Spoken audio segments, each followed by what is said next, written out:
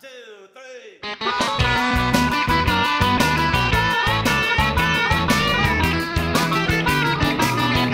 Let's go. I love to see the temple.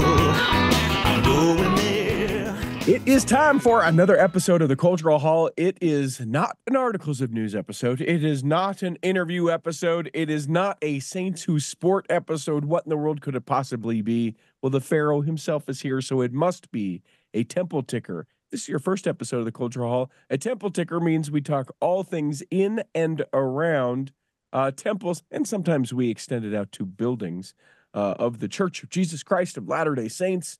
Sometimes we make it demographical. Is that a word? Demographical? Demographic? I don't know. We're making things We'll go up with as it. we go. But we talk about whatever we want, just like most of the Cultural Hall. Welcome from a faithful perspective. Corey K. Ward, good to have you here, sir.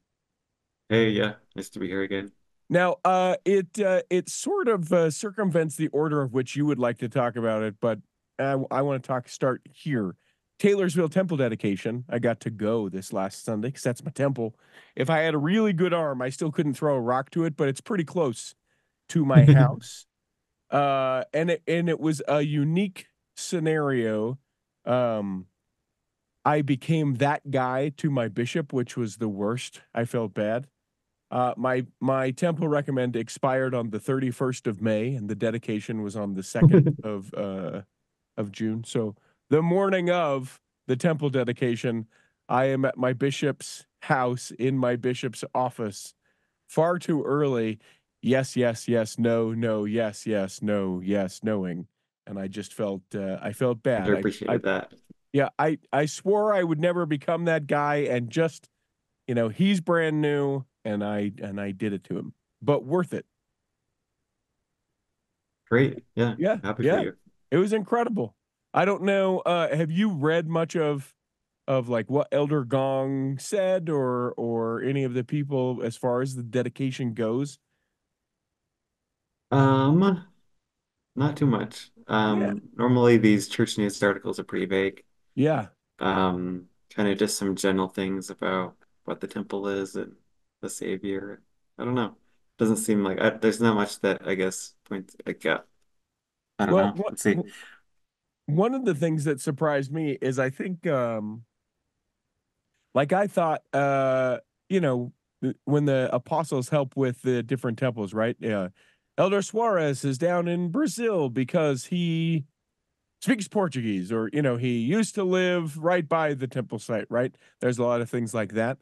And the reason why Elder Gong dedicated the Taylorsville temple, first of all, he did the groundbreaking, so I think it's like a beginning and completion sort of thing. And I understand that. My OCD brain goes, no, it should be him because he started it. Why isn't he not finishing the thing that he started? But his wife from Taylorsville. And so he told a very sweet story about, being able to sort of see Taylorsville grow as his marriage grew, and, how he has sort of these roots here. He called it Over the Jordan, which is what I guess the west side of Salt Lake used to be called. And I like it. I like it a lot better than I like the west side. Yeah, I like that. A rebranding of it. And I shared this in the articles of news that we did the other day. So many times people, and you probably get this too, you sit in, you hear testimony meetings and all these things about these miraculous experiences that people have. And you go, hey, well, what about me?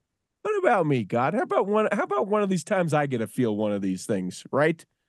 Or maybe you feel it all the time. But I know certainly for me, I'm like, I'm doing it. I'm doing the thing. Why don't I?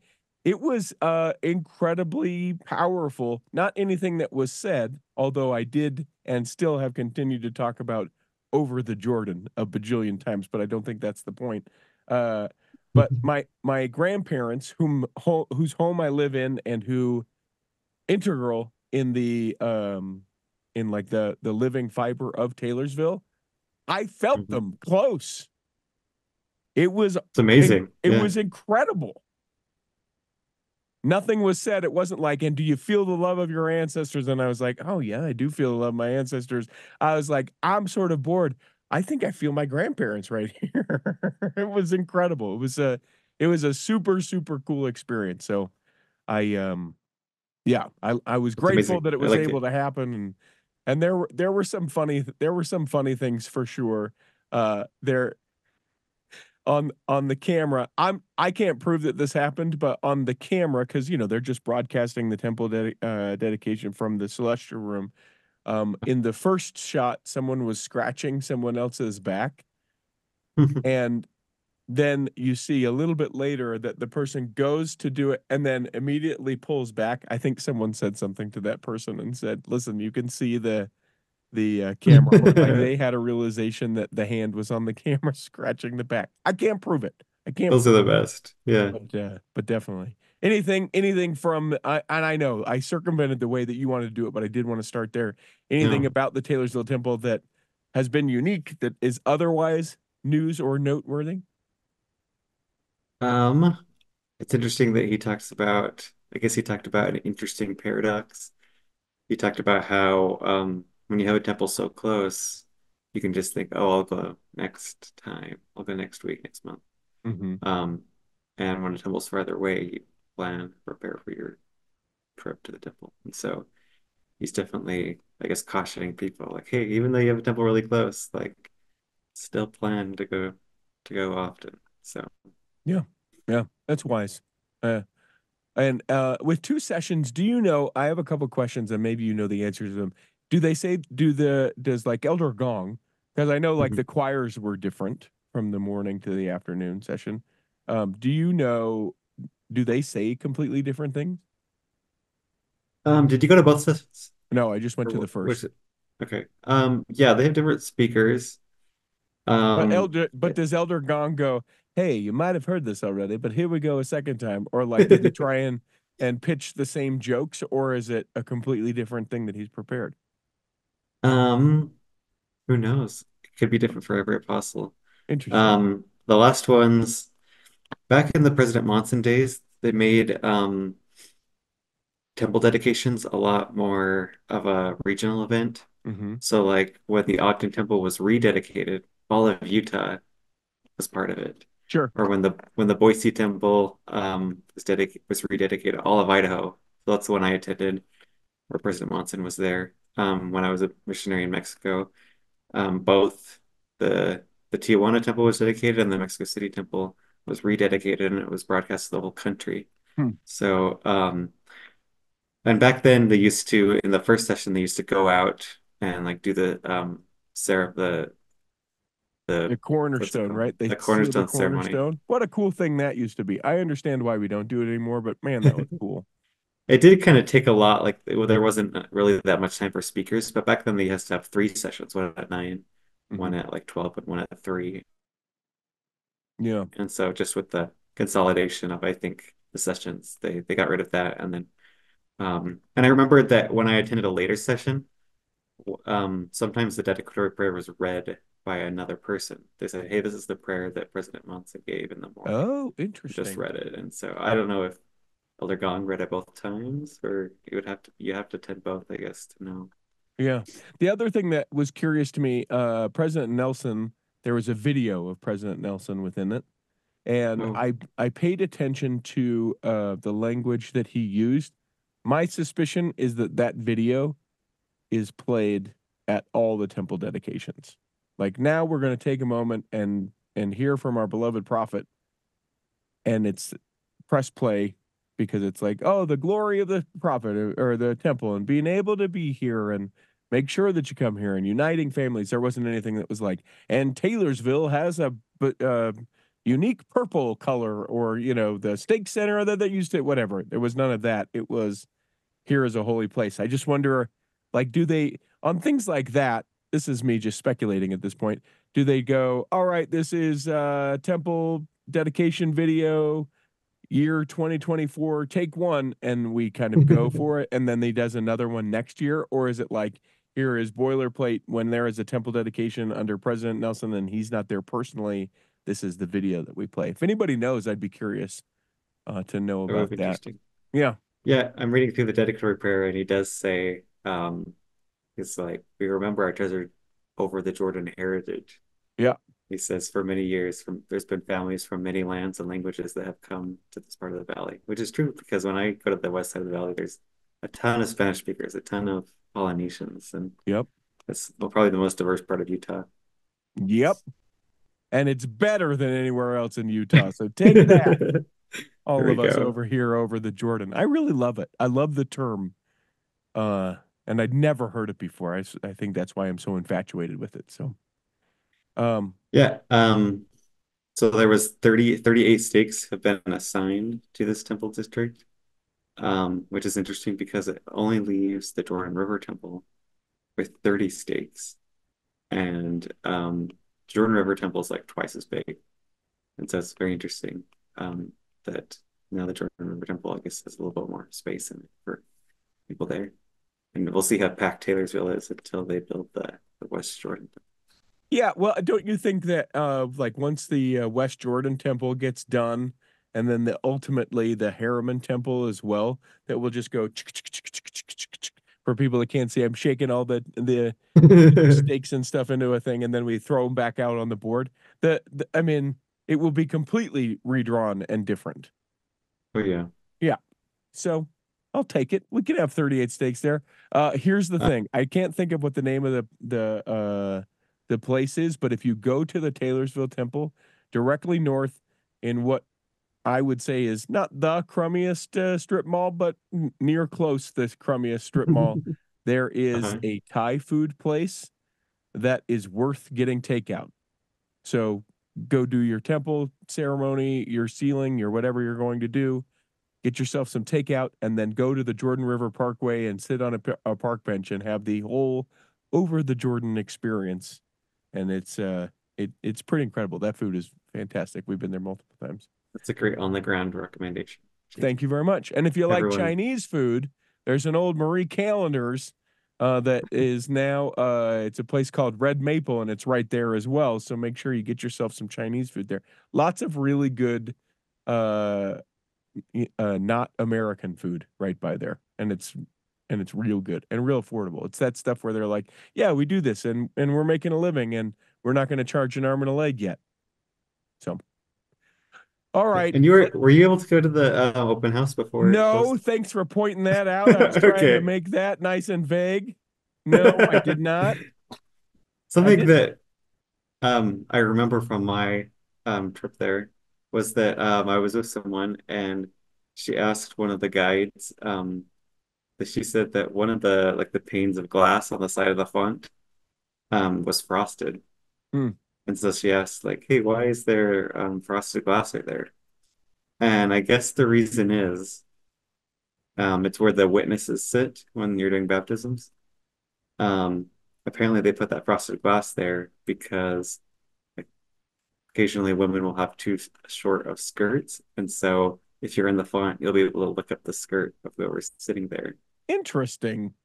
And so I went back and I looked at all the pictures of the baptistries since they made the change that women can witness baptisms. Uh-huh. And I noticed that back right then in 2021, when they made that change, that's when they started putting up these basically these modesty glass on the baptistry. So How it is an interesting fascinating. change that I, I traced back to Pocatello in 2021 when they first made that change. So So that is fascinating in for a couple ways, and we do have other temple news, but this is exciting. One, it's fascinating to me that like you could go and be baptized in something that would then become immodest. I would think that you like that would not be possible, right? Because I so guess typically water can make stuff flow, right? That's the point of what you're saying. you can be a witness like right before you get baptized, but you can Uh-huh. also just be a witness in your Sunday clothes. Uh, You can just be sitting there on the side of the font and be serving as the oh, witness. oh, And oh. so So I was thinking it a different way. It's the from if you're in the font and looking toward the witnesses, that the witnesses have to yeah. have the front. Okay, I was thinking of it that if you're looking into the font, and I was trying to figure out how a wet dress or a wet jumper would interesting. Okay, so that gets to the point of one question. The second question is who is the she that you're with the temple, and I'll leave that alone. I'm not gonna get into that. But the third thing that I am going to get at, though, is that tells me that there is a female temple nerdy counterpart as you who's like, what's the frosted glass about? And then you're like, let's go back and research why and the history of the frosted glass around the baptismal font. I don't know who that person is. That makes me so happy. I'm glad to know that there is a female pharaoh, a pharaohess, uh, a pharaohin that is like, ooh, what is the frosted glass there? That's it. That excites me. Even if it's just your friend, that excites me. Yes. Well, I would say that I would classify her as a feminist. And so she heard Okay. the news that there was basically a modesty curtain there at the baptistry. I don't think she took the news well. Oh, okay. Okay. But yeah. Still, I'm happy for all of what I said. Let's go to the Puebla, Mexico temple dedication. This one also by Elder Gong. Yeah, all Elder Gong all the time. Yeah. He was in Mexico just 2 weeks earlier on May 19th. He dedicated the Puebla, Mexico temple. This is the 191st temple. Taylorsville became the 192nd temple of the church. Um, there was a lot of, I guess, reminiscences to the history of temple trips in the area because back before the 1980s, people used to travel to Mesa, Arizona, several days on a bus to Mm-hmm. get there. And so there was a lot of pioneers there that remember back in the 80s when they used to make that journey, including um, Elder De Hoyos, which he is a Mexican area authority. And it's interesting that he was there at the dedication because he was an area authority, but he wasn't one of the presiding people. He just decided to show up. Huh. But he was also one of the people that had went to Mesa, Arizona back in the day. And then in the 1980s, the temple was dedicated in Mexico City, and it was only about an hour or two away. Sometimes the traffic is pretty bad to get into the city, so it's a blessing for a lot of people in the Puebla area to be there, have a temple. It's an interesting thing researching into for some other things that are coming up for the cultural hall, but how we used to have, all of these different things like the road shows, and you'd have the things like the overnight temple trips and the rent a bus because we're riding to this, and these sort of these social and or cultural unifying events that we just no longer really have, because the temple is 4 minutes away, so I don't need to carpool. I'll meet you there, because it's a home centered or a Christ centered, home supported, whatever the phrase is, church, right? That we aren't like, hey, let's do all these things together, and I've got this. I understand it. I recognize that for a lot of people it works, and I think it does increase independent faith, but the community that is no longer or is far less existent, I think that that's just as important or neighboringly important as the personal scripture study, these some of these other things. And I feel like we're walking away from it. I think there will be a time in both of our lives, Mr. K Ward, Mr. the Pharaoh himself, where we see a launch back into that. Not necessarily like, hey, let's worship together and we're going to go back to 3 hour church, but I think that you will see a turn and a focus to we need to be doing things together as a community far more than we are right now. That's great. And there's Yeah. still a lot of people that are still kind of a ways away from this temple, so they still might have the opportunity to, take trips together as a ward. That's really a big thing in Mexico to have a day where your whole ward goes to the temple. Um, so yeah, I was trying to say that there was 20 stakes that have been assigned to this temple. So for Mexico, that's a pretty big temple district. The Mexico City temple had almost 100 stakes and Jeez. districts. Jeez. Um, and in the next few years, as all those temples, there's 8 temples planned, I think, or maybe 6, I'm trying to remember, planned for the area around the Mexico City temple. And so little by little, that 100 stake district will get whittled down. Hmm. So yeah, this is the 14th temple in Mexico, and there'll be 25 once all the temples are done. So then we travel, since we already talked about the Taylorsville Temple, which is 192, to the temple groundbreaking in the greatest place in the entire world, Cleveland, Ohio. Yeah, on June 1st, Vai Sikahema was there in um, Cleveland, Ohio to preside over the groundbreaking. You can clearly see from the aerial photo that they have in the church news that they've already begun the excavation of the foundation of the temple. So construction has been going on for a little bit now. But yeah, they spoke about just the blessings of having the temple, how just the Kirtland temple. They spoke a lot about the Kirtland temple, how it's so close, and it will be nice to have a temple where you can go do ordinances as well. So a thing that I thought was curious about that is if it's a groundbreaking and we're already months ahead, why would they not have done the groundbreaking? Speculation. Here's my thing. I think they were going to do the speculation. I think they were going to do the groundbreaking earlier, but because of the acquisition of the Kirtland Temple, and they were like, "Oh, hey, this is going to come sooner than we thought." Because remember, people, if you go back and listen to some of the Cultural Hall episodes, as the story goes, there was a gentleman who was also trying to buy the Kirtland Temple, and I think that he sort of forced the hand of the whole deal to kind of be like, now let's do it now, let's tell people now, as opposed to maybe the timeline where the church would have wanted to. That's why it was like, we're closing the things down now and we'll be back in a little bit and we've got this figured out and it's coming. I contend March was maybe when we would have ground broke the Cleveland Temple, and that maybe they would have done something this summer around the birth of or the martyrdom of Joseph Smith, or some of the important days around the 24th of July, something like that, that they would have said, oh, now we want to celebrate this heritage around these dates. But the guy was like, listen, I'm going to come out with this and I'm going to make a big hubbub. And they're like, fine, fine, we'll do this now. Go ahead and start work on the Cleveland Temple. We're not really breaking ground. We've already got the foundation poured, and the angel Moroni is not there, but he's there in spirit. You know what I'm saying? Yeah. Oh, we Yep. could know. Yeah. That'd be interesting. What aside from just saying like, hey, we are adjacent to Kirtland, did they say anything else about Um, Kirtland specific? I mean, they just talked about, I guess, just the Cleveland area, just about all the pioneers that have gathered in the area after the church left, and the surrounding areas like Akron, all those places. So yeah. About how awesome it is. Let's go here. We'll do one more groundbreaking, then we'll take a quick break and come back and get through the rest of this. The Teton River, Idaho Temple. Is this the second Rexburg Temple? It is. They held the groundbreaking on the same day, June 1st. Elder Ricardo Giménez, who's from Chile, but is currently, I think, presiding over the Idaho area, was there. Yeah, it's this, they call it the Walmart Temple there as well, because it's right across from the new Walmart.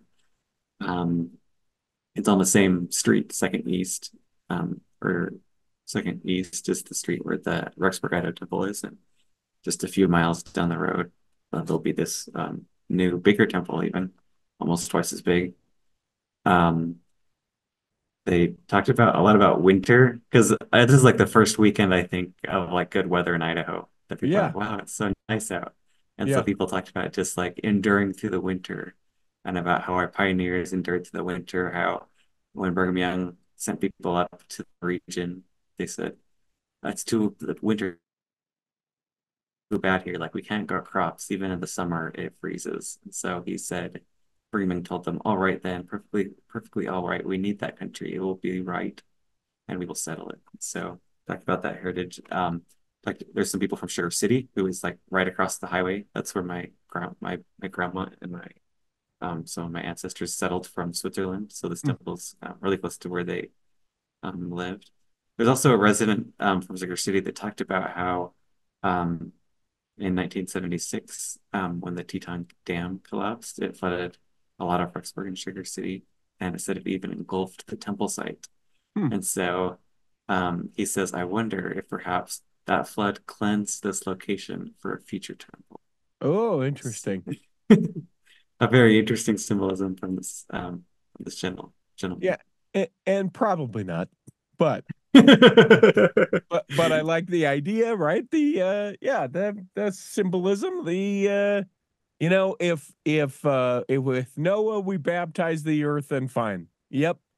The dam breaking in Rexburg, the Teton River naming, I don't know why they didn't just go Rexburg 2 or something like that.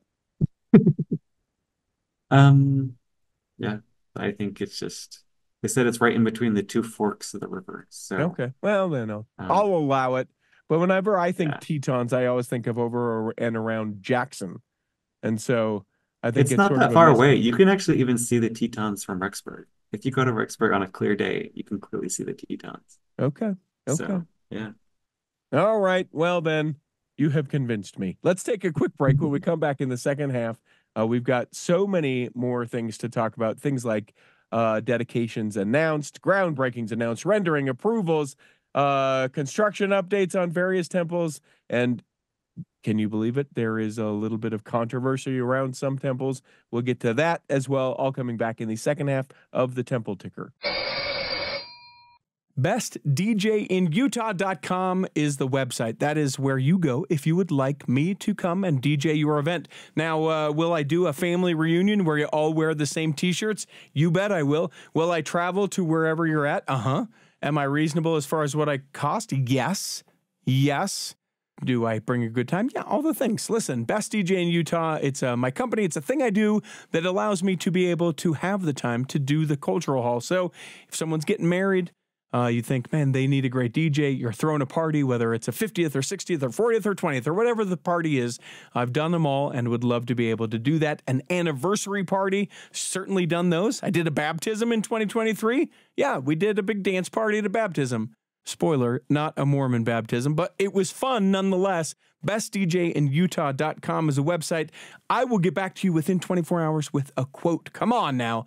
BestDJinUtah.com. Imagine running a small business today. It's challenging. Imaging and internet presence is an absolute must. Even with that, you're still a small star in a bright cyber universe. Now, imagine you have someone who understands how to get your site designed for your talents and then easily searched by potential clients. Imagine Lennon Design. Whether it's strictly a website or a whole package of logo creation, advertising media, and promotional materials, Lennon Design is your partner in business. They'll test the boundaries of their imagination to create something unique for you. When you need creative, affordable design, let it be Lennon Design. Call 801-699-3022 or visit LennonDesign.com.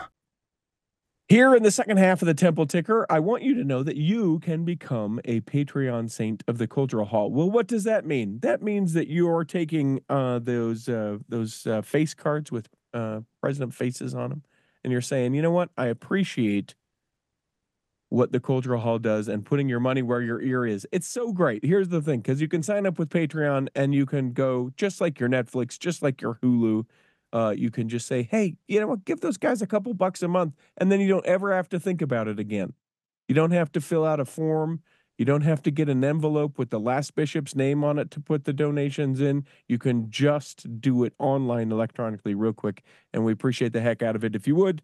It also gets you to be a part of the secret but not sacred Facebook group where all the Patreon saints are hanging out and conversations happen. So I encourage you to do that. Go to patreon.com/the Cultural Hall. Corey, we talk now about the temple dedication announced in the Honduras temple. Yeah, the San Pedro Sula Honduras temple. The dedication was announced for October 13th, and Elder Dale Brennan will be there to do it. We'll have an open house from September 12th to the 28th. And this will be the same day as the Casper, Wyoming temple dedication. So that slots this temple into 199, and 198 will be Casper. And this will tentatively push Salvador, Brazil, which was announced previously, to the number 200 spot on the next week, October 20th. So Salvador, go ahead. This is Salvador, Brazil, tentatively number 200, but I think it's still kind of up in the air, because what happens if they announce one more temple dedication for that October 13th? Then there would be 3 temples dedicated that same day, and one of those would be the number 200. Oh, I can't imagine they do that. We want to make a bigger deal out of 200. Let's make it a church-wide temple dedication for number 200. Okay, it could still happen, I guess. Yeah, think no, let's do maybe it. I mean, I don't get a pick, but I would love the uniting of the church around the 200th temple. Also, your microphone switch that you did is terrible. Switch it back to the other one.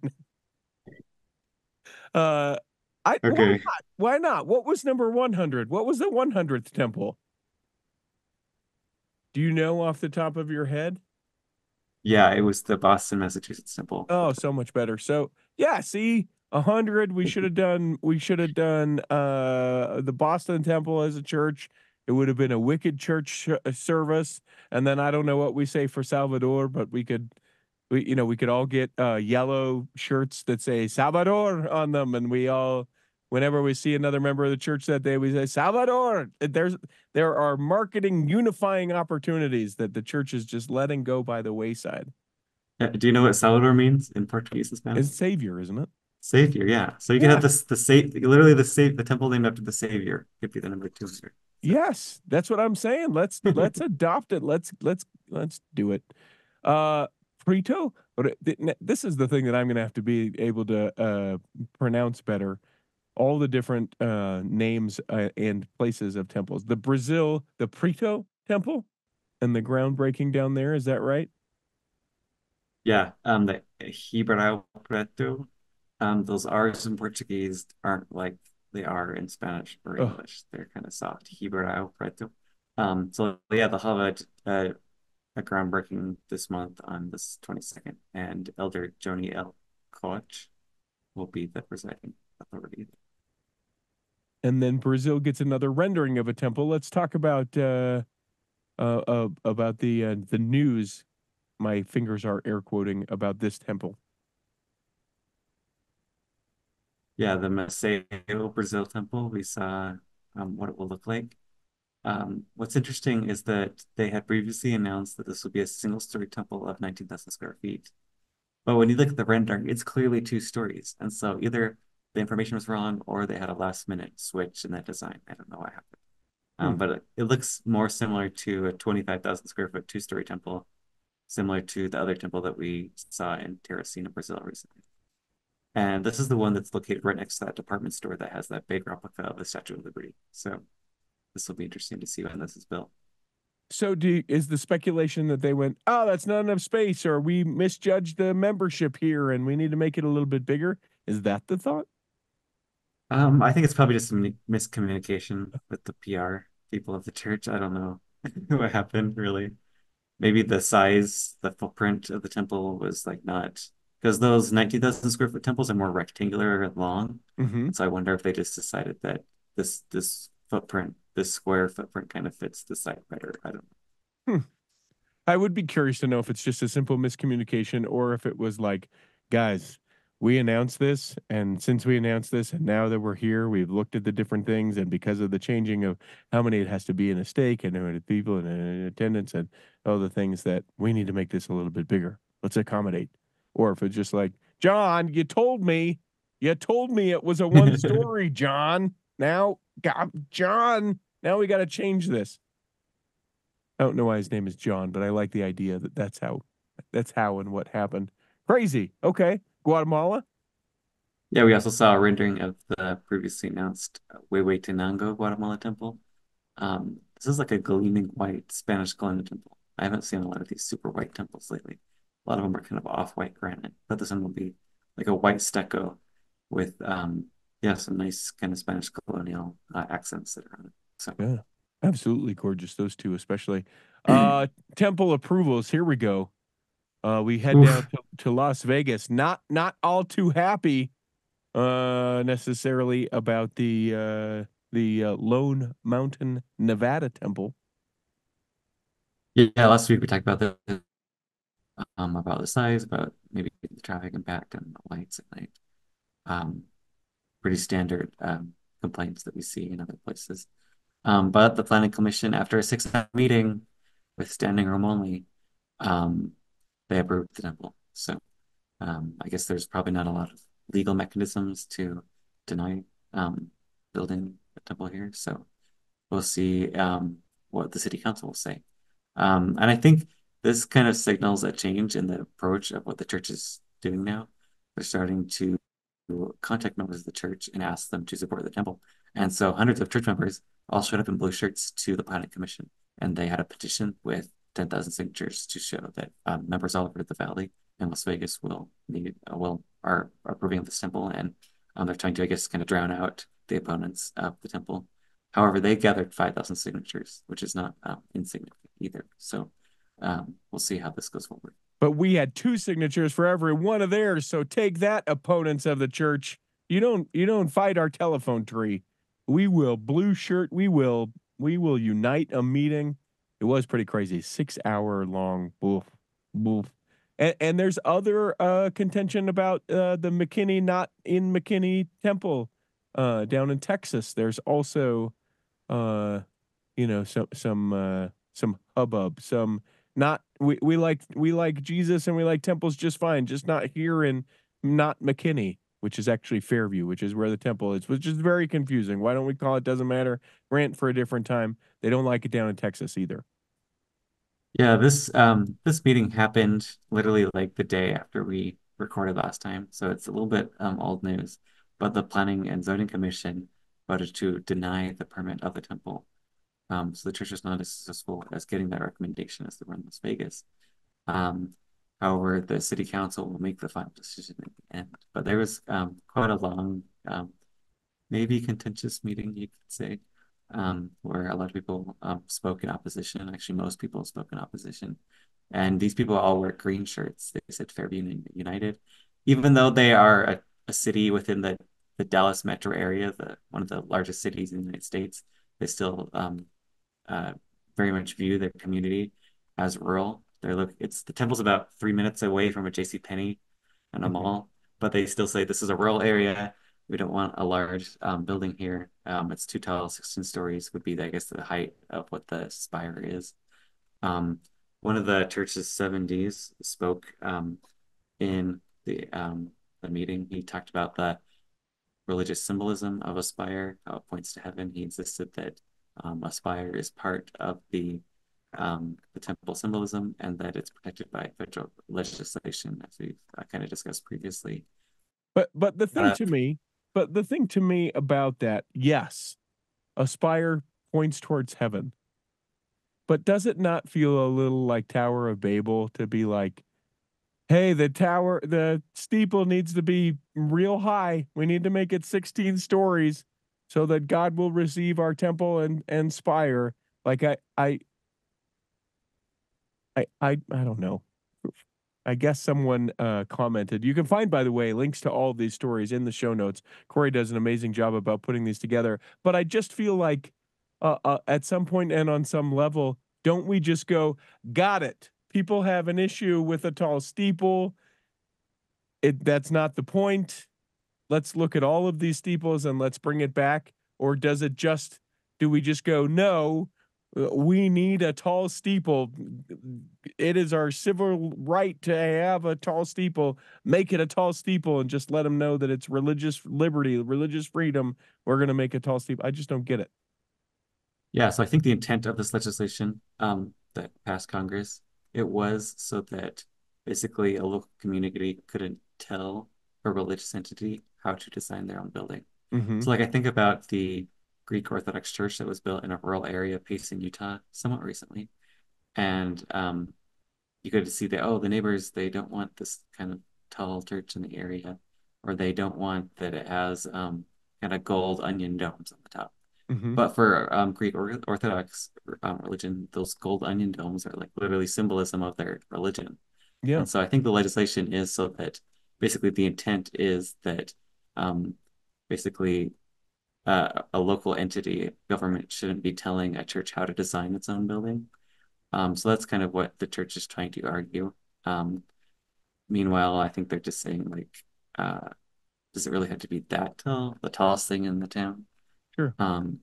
So they just yesterday, or just a few days ago, June 4th, they had that city council meeting, and it was big again. Lots of people showed up, and instead, what the church did was ask to have an extension and to leave the comment period open for the next few months. So they basically delayed the vote to August. And it looks like the city council is asking for a proposal of a more reasonable size. So I would not be surprised if the church comes back with a redesigned building. We saw that even though it was not covered by local news media, that the Yorba Linda, California temple had a similar thing where they come with a proposal. It was too big for them, and then the church redesigned it. That we never talked about that because it just was never reported by local media. But the church has done that in the past, and so I would not be surprised if this is what happens because it seems like the city council is very much asking for this to happen. So and I don't know, like I don't want people telling us how we should build buildings necessarily.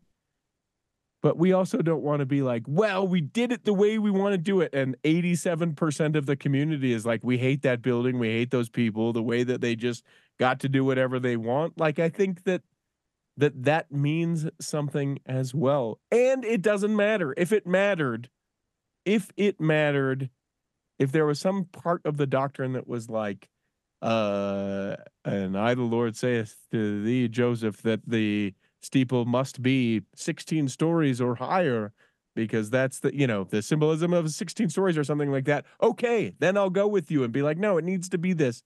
But it's just us saying, hey, we want a real tall thing. We don't want you to have a real tall thing. Too bad. We're gonna have a real tall, like, it just comes in, and I don't get it. I don't get it as far as that goes. We got a bunch of just quick stories. The rest of this, Bakersfield, California, pause. What's going on? yeah, it seems like similar contention was brewing in that area. So the church has just decided to pause and maybe rethink about how it's approaching the approval for the Bakersfield. So we'll see what happens for that in the future.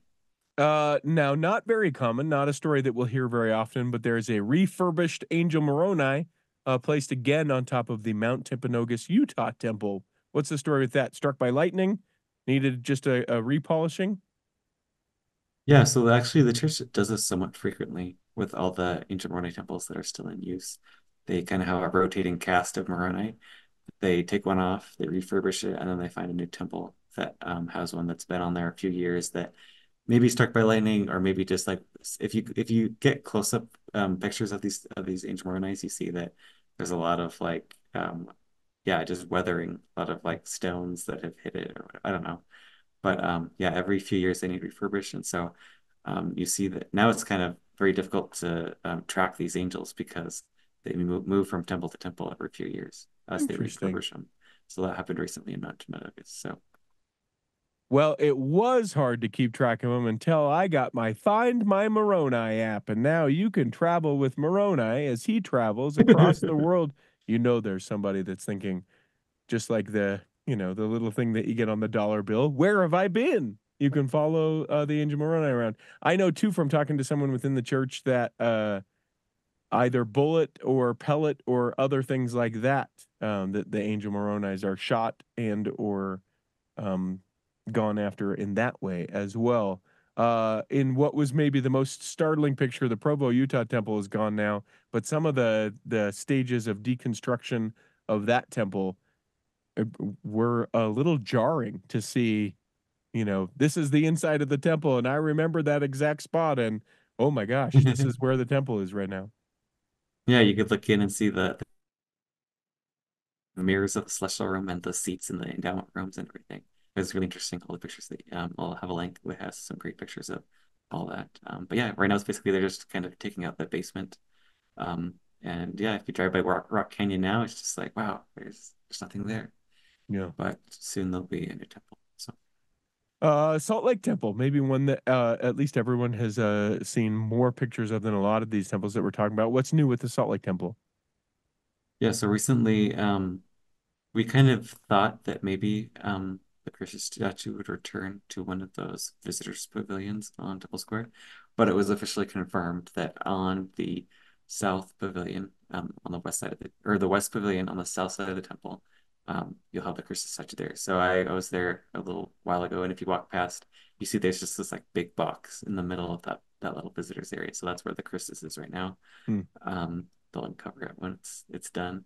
But then on the lower level of these little visitors pavilions, they'll have replicas of where they'll have like ordinance rooms, celestial room, sealing room, maybe probably a baptistry. And so visitors will be able to see what it will look like in a temple. So yeah, that was confirmed in a church news podcast where two of the people that are working on it, I think his name is Brent Roberts, yeah, the special projects director, he confirmed that it's happening. And they said they're working towards a specific date in 2026. So they have a date in mind, but they're not revealing that because it could always be delayed. So yeah, and if you listen to the podcast, we actually have a little bit of the audio from the podcast, where the host Sarah Jane Weaver asks Brent Roberts, "What is the day that they are going to have the the open house and the dedication of the Salt Lake Temple in 2026?" And you hear her ask, "Hey, what date is that?" And then here's a little recording of what he said in response to her. "We know the date, but we're not gonna tell you." So that's from the Church News podcast. That'll be forthcoming. I love stuff like that. The church news never asks probing questions. Oh, I know. All of them are very softball questions. Would you like to play a softball game? Why, of course, Church News podcast. I would love to play a softball game. We'll call it an interview, but it's really a softball game. Ephraim. yeah, because this temple will have an Moroni, we're celebrating, I guess, the cupola being placed on the temple. So right now they're kind of assembling it on the outside, and they'll place it on the temple soon. The San Diego temple closed currently for being refurbished. What's going on over there? More recently, they took off the scaffolding from the exterior of the building. It's a gleaming white temple again, and so maybe this temple is progressing a little bit faster than I thought. It's been only closed for 10 months, but probably next year it'll be open. So, yeah. Okay. And then the Singapore temple. Yeah, the ward that was meeting in the building that where the temple will be has officially moved out.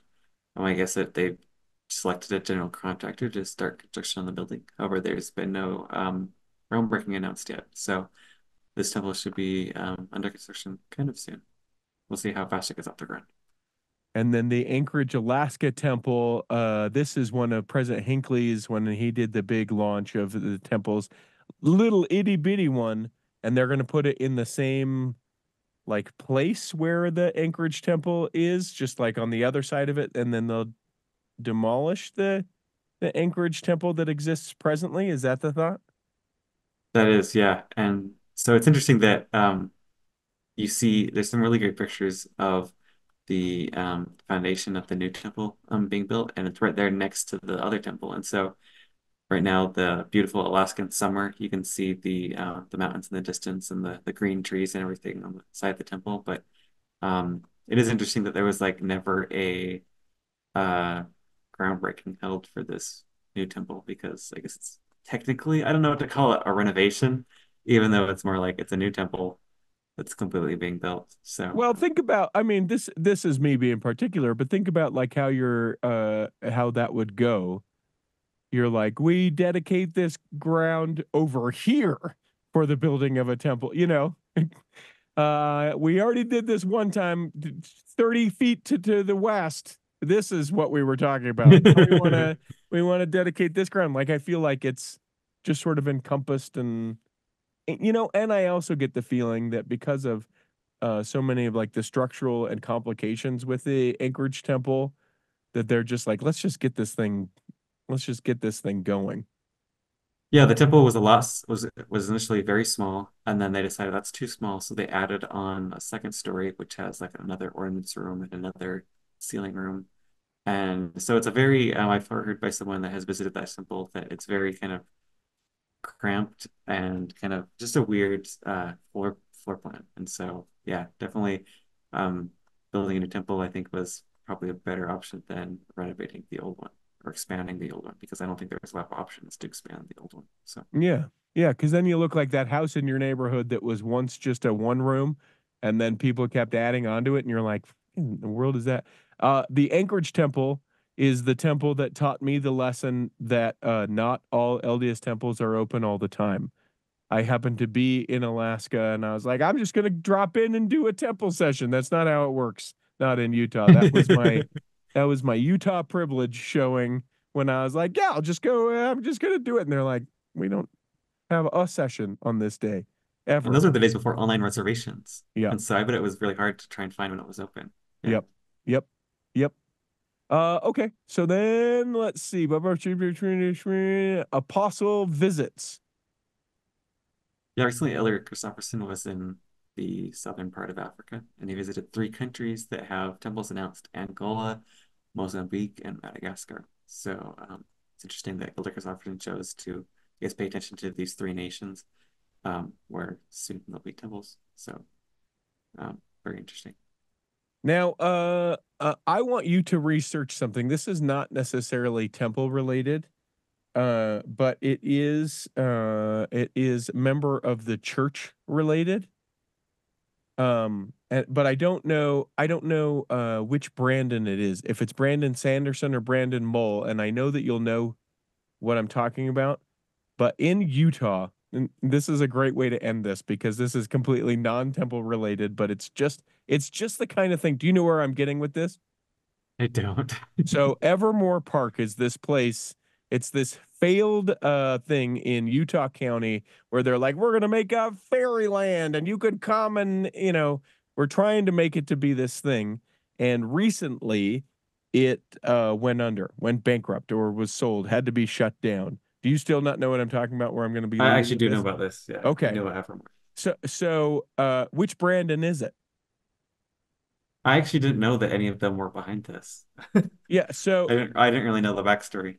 So this is in Pleasant Grove. It's near-ish the like Linden Temple. Anyway, so one of the Brandons, and I hate that I don't know which one it is, owns this large swath of land already, and now has purchased, according to a very reputable TikTok I saw yesterday, has purchased the Evermore Park. And so I don't know if it's going to be a like one of the church authors like Brandaland or something like that.